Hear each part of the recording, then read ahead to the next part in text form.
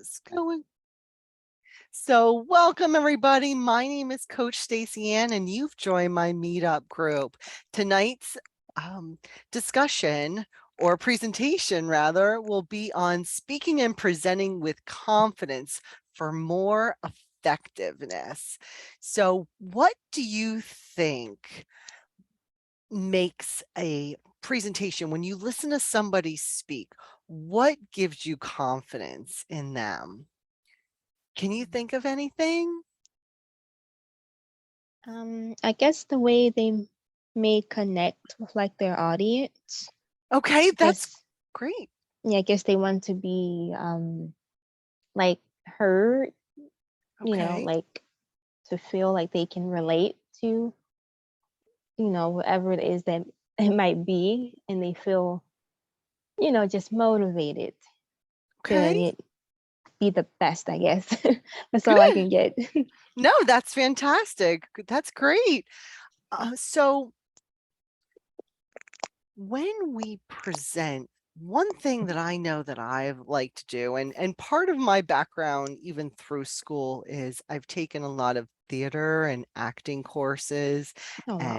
and things that where you're kind of speaking in front of people and presenting. So that's something that I started doing at a pretty young age.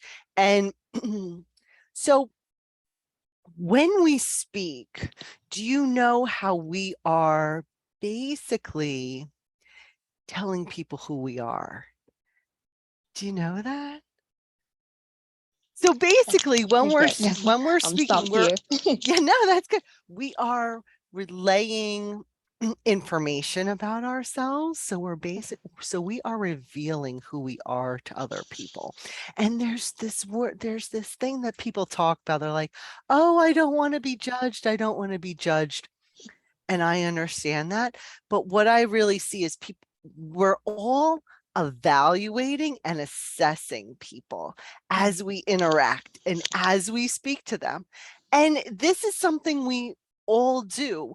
And it's going to happen whether we like it or not.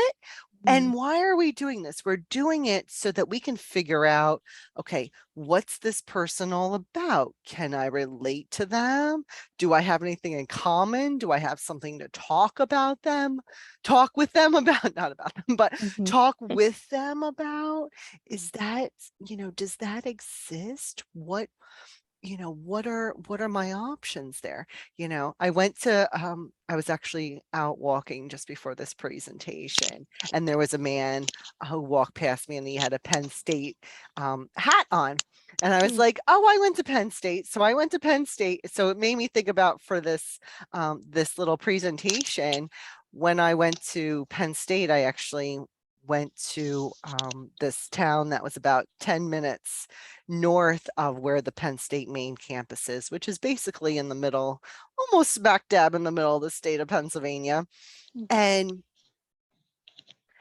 I'm a white person. I go in the grocery store and there's other white people. And you want to know how they know I'm not from there? You're not wearing a Penn State shirt. Oh, no, right. Well, that could be one thing, but what's Okay. another thing? What do you think? How do they know? It's like, I'm another white girl. They're all white people in the store, whatever. You're in the middle of you're in the middle of the state of Pennsylvania. As soon as um, I speak, they know I'm not from there. your accent. You're right. My Yeah. accent, right? We have these accents. And even so, I live in New Jersey. And even when I moved to Pennsylvania when I was in the 11th grade, the kids there, even though it was like just over the bridge out of New Jersey into Pennsylvania, it was like the first town you could go to in Pennsylvania. They know I'm not from there. You know Wow. why? Because I say the way say the word talk.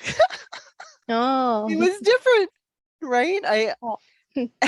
I say talk and they just have a little bit of a different way to say it. That was just like one thing. And I'm like, they're mocking me and saying talk, talk, talk over and over because they're mocking the way that I speak. Because I kind of grew up more um in central area of New Jersey. I know people are like, oh, there's no central New Jersey, but I think Middlesex County is central New Jersey. That's where I grew up mostly. So you're closer to New York, Mhm. and I have that accent a little bit Yeah, I more. noticed you Did don't you sound, notice? yeah, you don't sound heavily from Jersey. I thought you was gonna say New York or somewhere in between.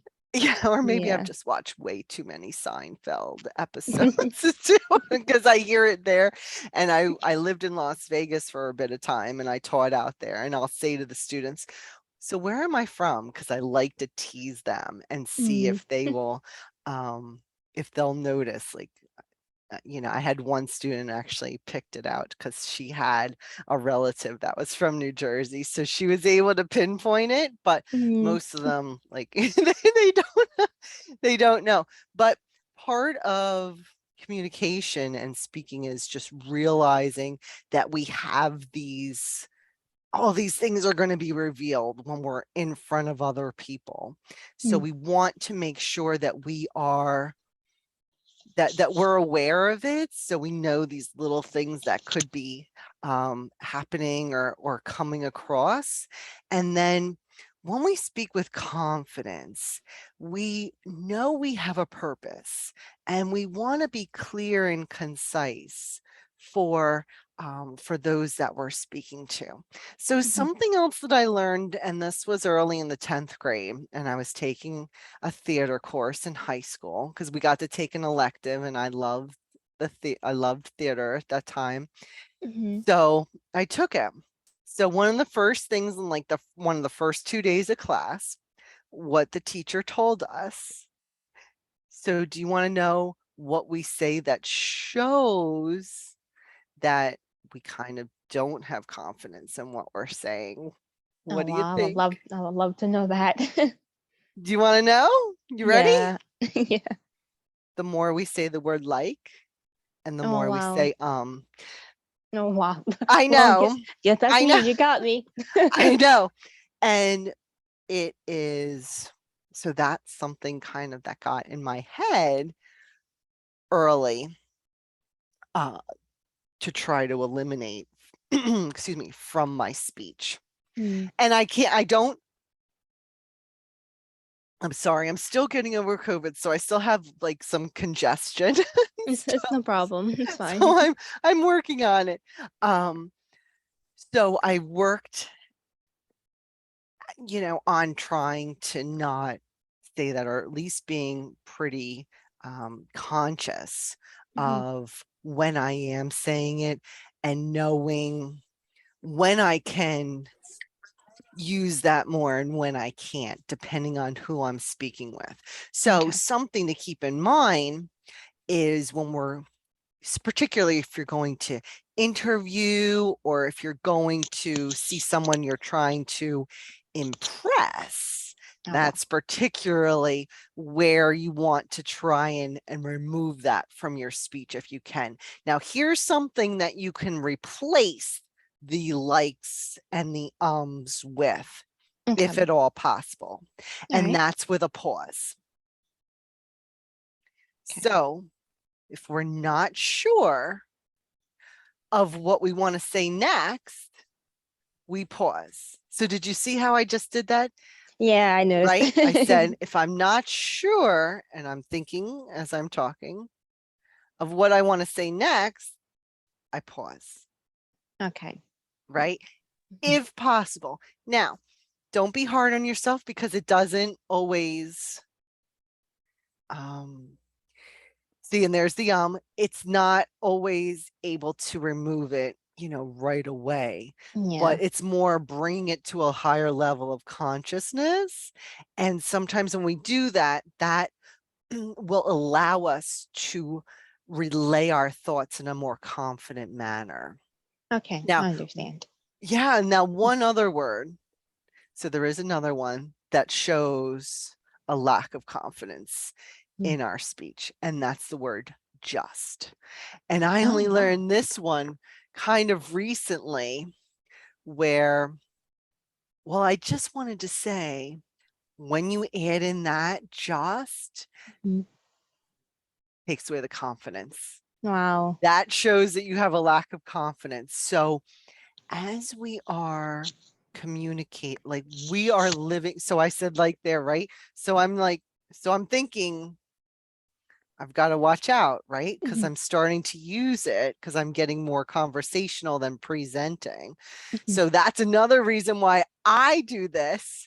So Okay. I can practice presenting concepts and ideas and working with people is to try and work on my speech as well. So that's another reason why I'm doing it. So you can Okay. see as I'm self-correcting, right? So it's great Mhm. when you can look at yourself too. Like Yeah. I'm looking at myself as I'm presenting to you, which kind of drives me crazy because I start overly self-correcting sometimes. Mm. But that is something that's going to reveal things about you. Oh wow, that And sounds great. right, right. So it gets really interesting as we want to, sorry, my armrests, I think we're a little bit too high. I felt like my shoulders are way up It's by my okay. ears. um, we As we want to become clearer and more confident, we need to know and understand these little triggers or these little parts about our speech and the Okay. way we portray ourselves and how that can play into how other people see us or assess us or try and understand us and figure out where we're coming from. Those are just a few little ideas that I know personally have made a difference for me. And sometimes, when they come up, it's like sometimes we get nervous. And I know this happens to me Mhm. because I will start saying, like, or I'm way too much. And I'm thinking, ah, Yeah. I revealed it. I Mm. told them that I'm not confident when I do Oh, that. Right. yeah. So, and then I think, huh, what can I do better next time? Mhm. Well, I can also slow down my speech, add in some pauses, Mhm.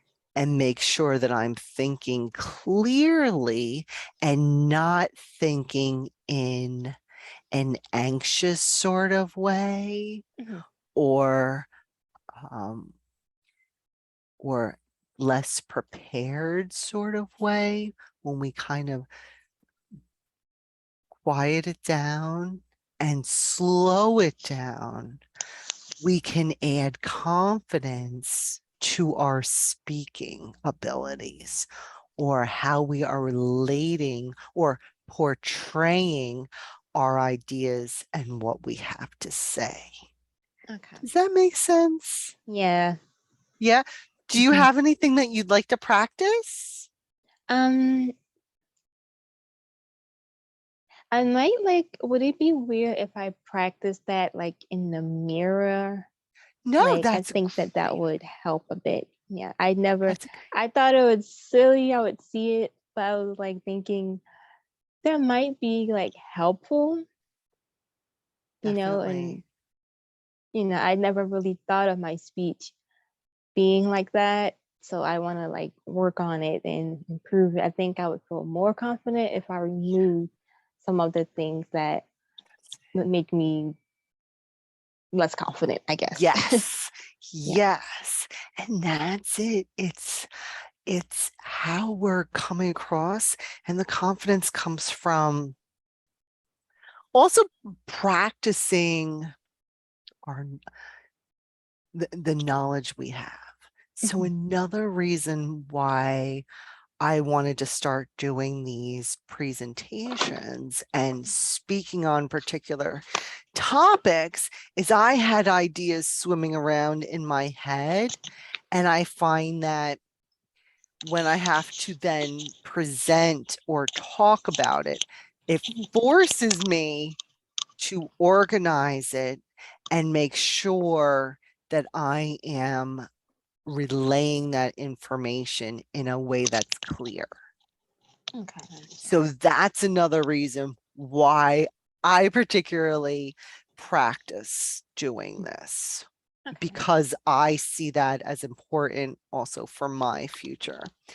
And I also am a teacher, right? I'm a certified teacher, and I used to teach middle Mhm. school math and language arts and special ed. So whenever I teach my students, I like to teach in a method that's clear. I like to break things down in a way that that they can take it in Okay. as well. So those are just a few things and a few techniques, but I would definitely, you know, you can even record yourself speaking when you're speaking in front of the mirror, and you can Okay. go back and count how many times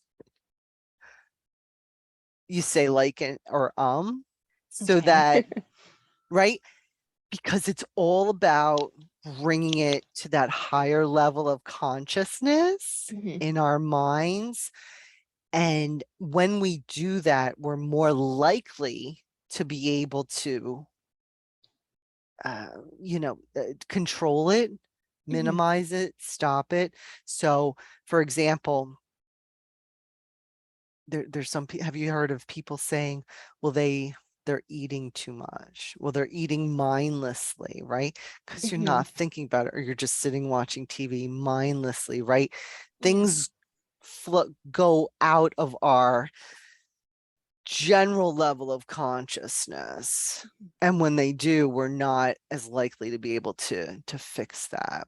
But Oh, so that's why I try and say, here's some other things to be aware of okay. when you're speaking, and why people um, are going to recognize that you're not confident, Mm, because you're sharing it mm, when you're speaking, when you're saying a sentence, no matter what you have to say. And it gets more and more interesting as I study and psychology, or um, yeah, particularly topics where it's all about reading body language and reading other people, because there are many people who think, well, that they can escape mhm. being judged or assessed or Well, evaluated. And unfortunately,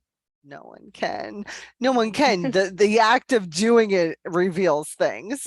Well, when you try to um when you try to not, maybe not stick out or have different things. There's all kinds of reasons that different behaviors are taking place.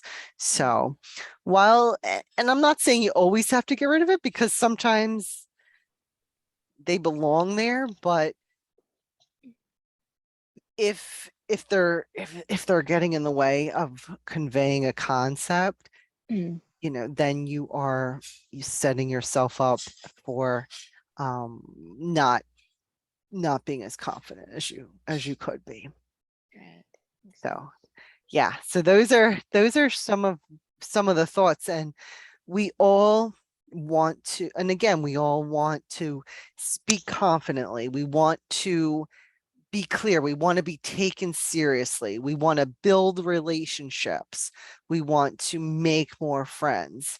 And the way that we do that is also, we need to consider our audiences, and we need to consider people's levels of knowledge and their backgrounds, to make sure that we are using terminologies that are going to make sense. And even when we use different like different acronyms or idioms, when we relate different concepts, we want to be careful. Just sometimes with certain audiences, Mhm. if they're not from our area, they may not get it. When you Oh, relate, um, so let me think of one. Um, Oh, it's a dime guys like that are a dime a dozen, Mm, right? Well, what's a dime? right. Oh, well, like a dozen of what? Why?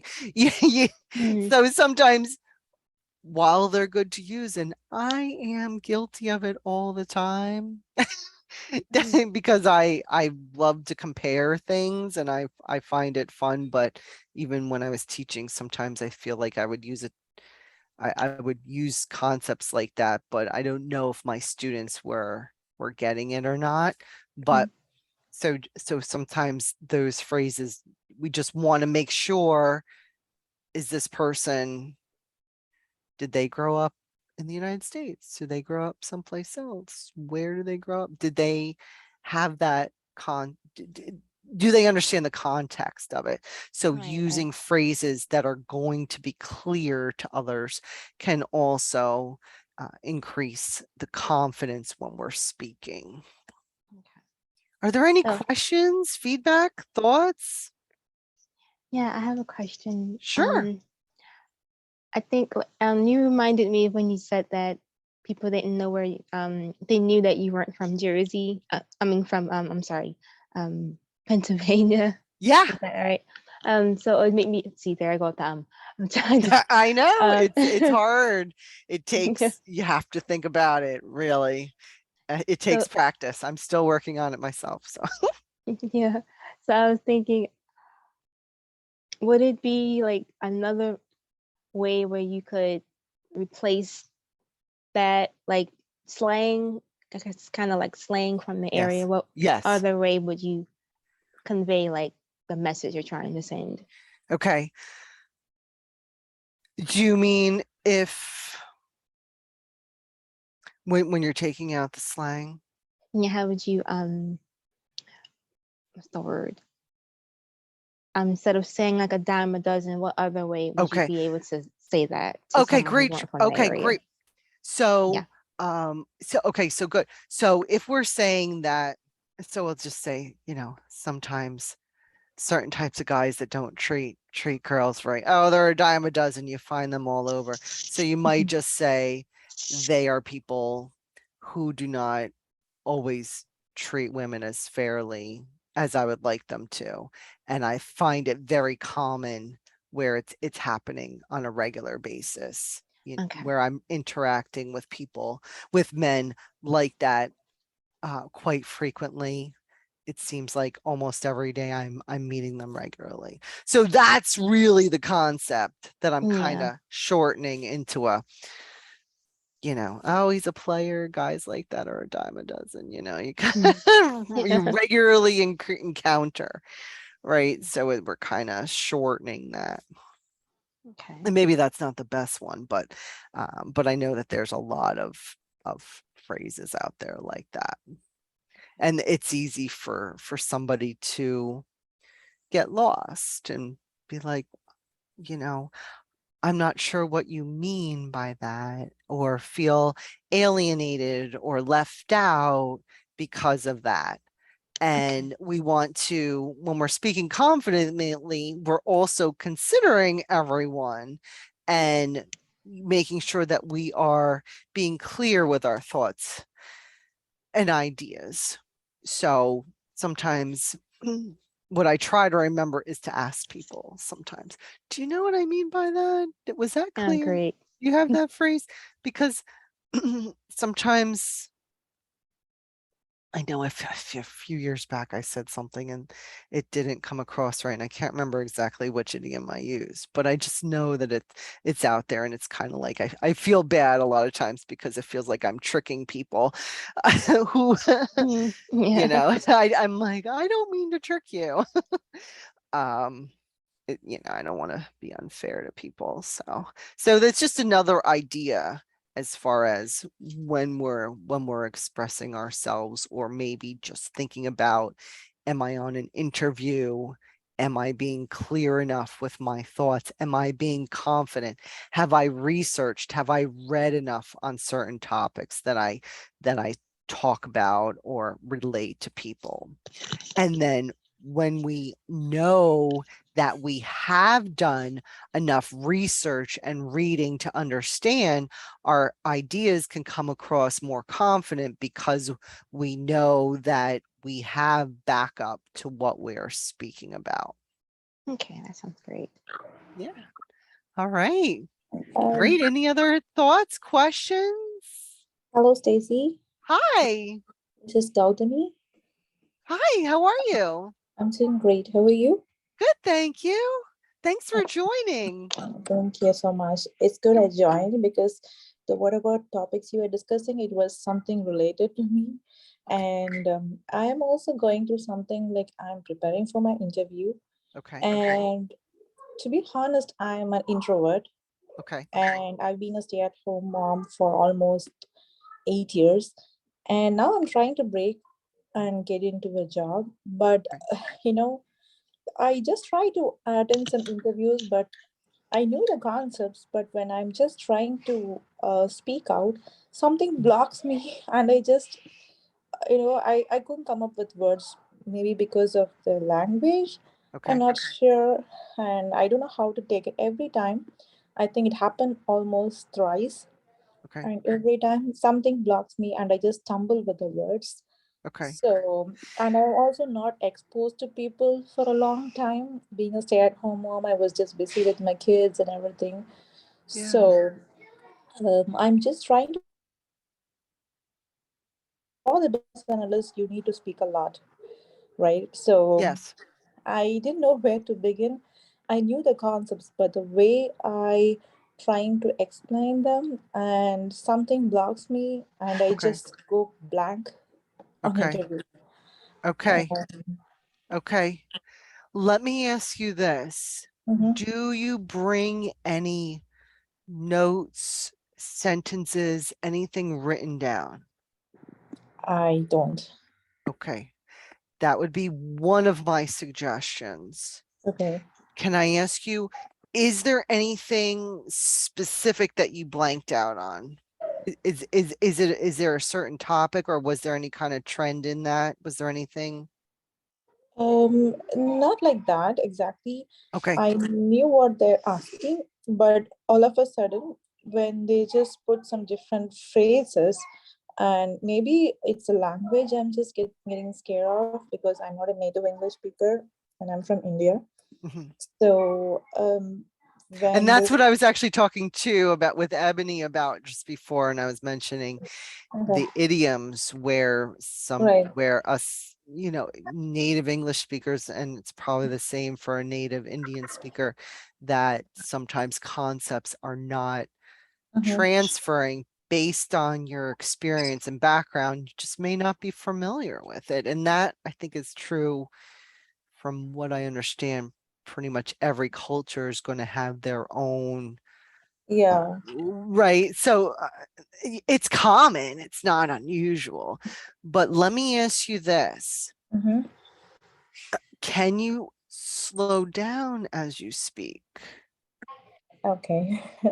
I am So actually so used to speaking so fast. Maybe. I know the Indian language. I'm like, whoa. Yeah. I said, whoa, Yeah. that is a fast speaking language.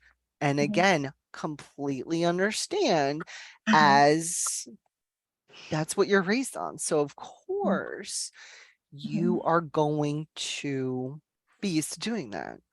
So mhm, I would say, mhm, and especially, I don't know if you're doing virtual interviews or if you're doing in-person ones, but it's mhm. easier when it's virtual, right, than an in-person. But Right. I would definitely suggest putting answers Mhm, to some of the common interview questions, like, mhm, tell me about yourself. mhm. Can you write that one down in advance? I bet you can. Yeah. You so that you have it written down. Then one other thing before you go to speak, take a Mhm, deep breath. Take a breath in and then let it out, mhm, and try and pause.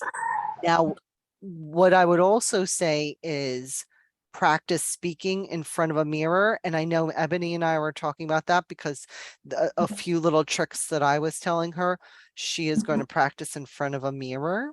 Mhm. But I would try and rehearse in front of a mirror Mhm. or in front of the video camera, however you can see yourself, right? Okay. And try and practice Mhm. speaking slower. Okay.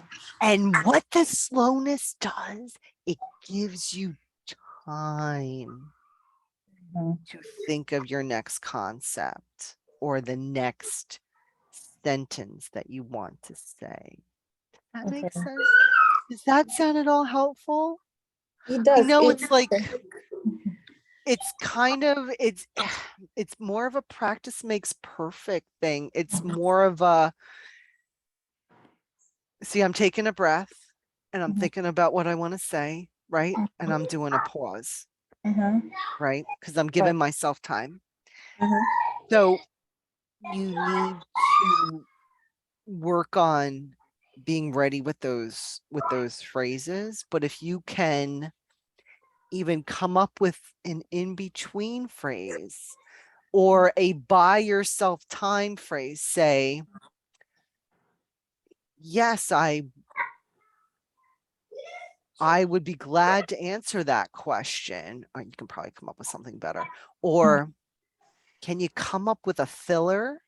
Do you know what Mhm. I mean by a filler? I Yeah. mean a general statement Mhm. while you think of your answer, Mhm. and also make sure you're breathing. Okay, I was actually watching a video, it was a speech pathologist talking about how to project and how to speak. And part of what we're doing is also involved with the breath whenever we're in an interview. And what can happen is, especially it's easy to get really nervous and speak fast and want to get it over with, Mhm. right? Right. We basically have to do the opposite of that. We Mhm. have to slow it down Mhm. and control it, right? See what I'm doing?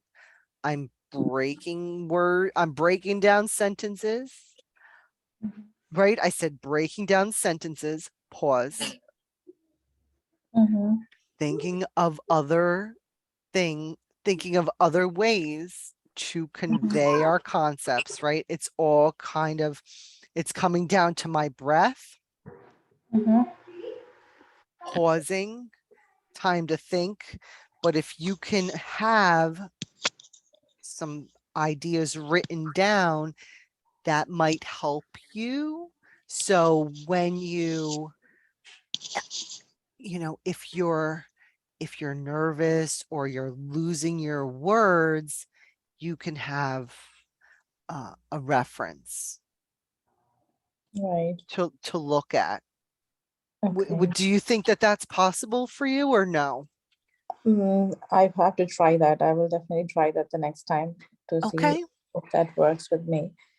Yeah, So. and because a lot of times too, and I always feel like, it's particularly when I would go in a teaching interview, I knew every single question.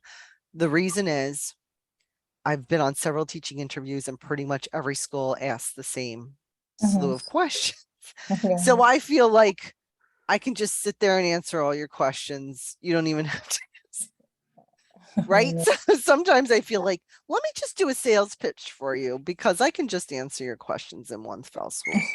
But that's not really the best approach for general corporate. Right. It's a different environment there. So if you prepare yourself that way. Now, one other thing that I can suggest, I don't know how you feel about it, but Mhm. I run a virtual social Mhm. meetup group. That's my other one. And Okay. something that we do is play virtual games. And one of them is a word game and it's called Code Names.